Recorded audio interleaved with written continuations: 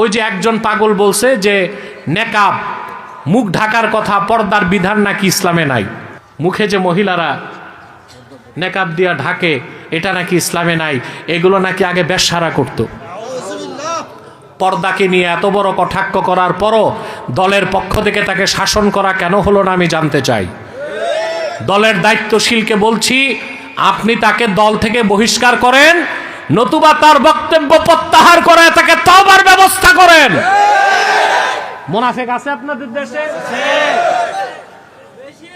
মুনাফিককে আম্মাল মুনাফিক ফাহুয়াল্লাযী আবতানাল কুফরা ওয়া আযহারাল ইসলাম, যে দেখায় নিজে মুসলিম কিন্তু অন্তরের ভিতরে কি কুফরি, অন্তরের ভিতরে কুফরি, প্রকাশ্যে দেখায় কি আমি মুসলিম। এইরকম মুনাফিক দেশে আছে না? না আছে, আছে, আছে। এগুলো বিভিন্ন দলের মধ্যে ঢুকে আছে, আর দলগুলোকে এরাই বেকায়দায় ফেলতেছে। ওই যে একজন পাগল বলছে যে নেকাব মুখ ঢাকার কথা, পর্দার বিধান নাকি ইসলামে নাই। ওরে ধৈরা যদি জুতা দিয়া পেটান তারপরও তার অপরাধের শাস্তি কম হবে না। পর্দা আছে না নাই, নেকাব লাগবে কি লাগবে না, মহিলাদের মুখ ঢাকতে হবে কি হবে না, এটা কি রাজনীতিবিদ ফতুয়া দিবে না আলেম ওলামা পীর মাশায়েখ? কিন্তু সে কত জঘন্য কথা বলছে।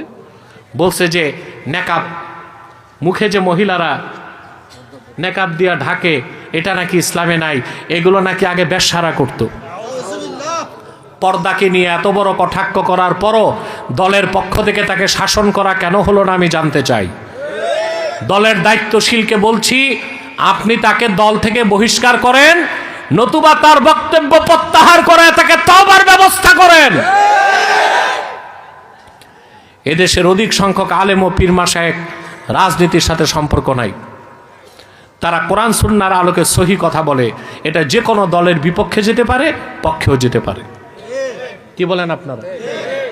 যেই দলই হোক, যেই দলের লোক হোক, তাদের বক্তব্য যদি কোরআন সুন্নাহর বিপক্ষে হয়, বিনা চ্যালেঞ্জে আমরা ছেড়ে দিব না।